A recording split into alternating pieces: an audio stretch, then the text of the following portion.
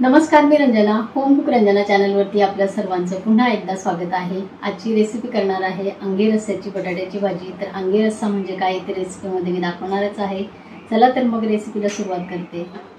बटाट्याची अंगी रस्स्याची भाजी करायची आहे, तर ती कशी करायची आहे आपण बघणार आहोत. बटाटे मी उकडून घेतलेले आहे. ह्याची साल आपल्याला काढायची आहे.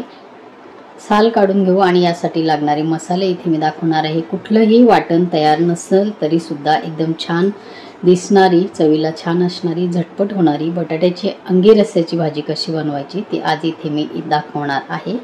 या पद्धतीने नक्की करून बघा, तुम्हाला सुद्धा ही भाजी नक्कीच आवडणार आहे.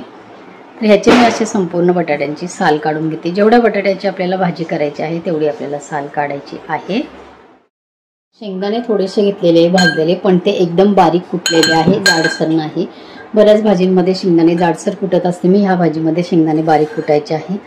ओलं खोबरे ते किसून ठेवलेलं आहे, तर हे 2 टीस्पूनचा वापर करणार आहे. मसाले कोणते घालायचे आहे, झटपट आपल्याला अंगी रस्स्याची भाजी करायची आहे, कशी ते आपण इथे बघणार आहोत. मी कढई ठेवलेली आहे. कढईमध्ये आपल्याला घालायचं आहे तेल. 2 टीस्पून मी तेल घालणार आहे.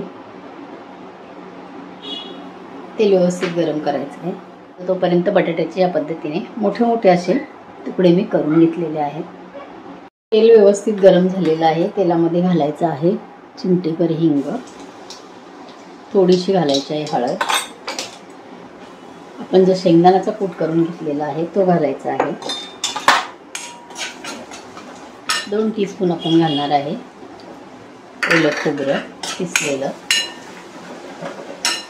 रस्सा भाजीचा मसाला आपल्याला घालायचा आहे 1 टीस्पून.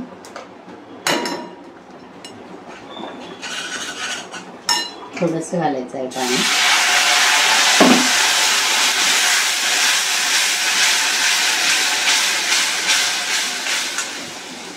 रस्सा आपला घट्ट होण्यासाठी, ग्रेव्हीसारखा होण्यासाठी 1 टीस्पून मी घेतलेला आहे हा मसाला.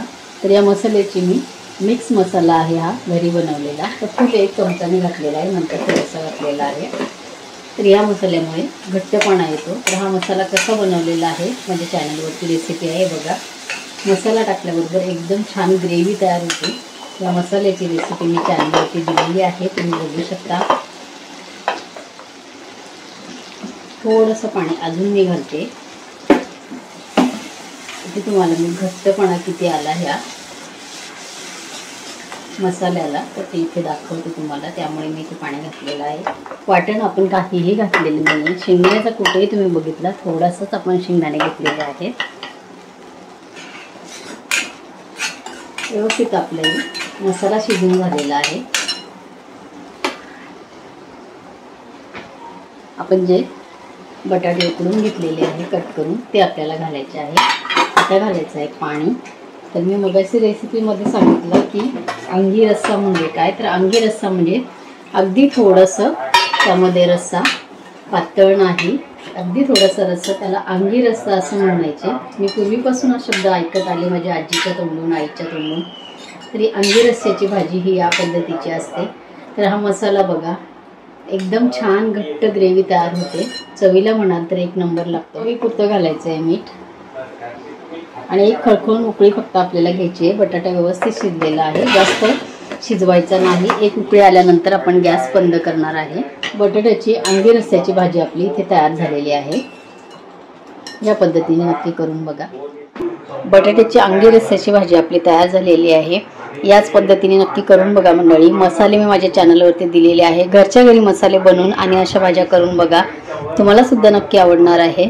परत भेटूया असंच एका छानशा रेसिपी बरोबर. तोपर्यंत बाय बाय.